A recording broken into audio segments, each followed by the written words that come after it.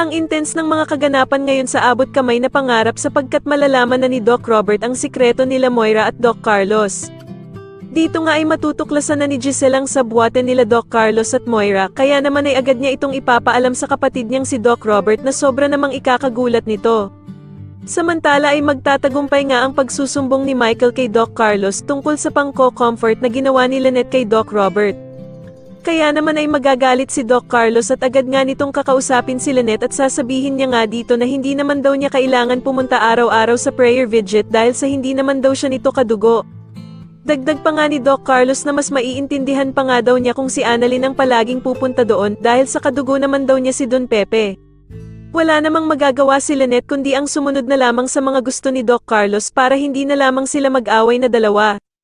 Sa kabilang banda naman ay agad na makakarating kay Moira ang balita na etong si Doc Carlos nga daw ay may ginawang masama kay Don Pepe, kaya nga daw ito nagka-cardiac arrest. Kaya naman ay paaminin ni Moira si Doc Carlos kung totoo nga ba daw ang mga bali-balitang ito sa kanya, subalit gulat na gulat naman si Doc Carlos at hindi nito malaman kung ano ang sasabihin niya. Sa kabilang banda naman ay tuluyan na ngang nagmatch ang mga fingerprints ni Zoe sa mga medical supplies na nakuha ng pulis sa hideout ni Balahaja. Subalit sa kasamaang palad nga ay agad na makakarating din ito sa bruhang si Moira, kaya naman ay gagawa na naman ito ng paraan para malusutan ang problema nilang ito.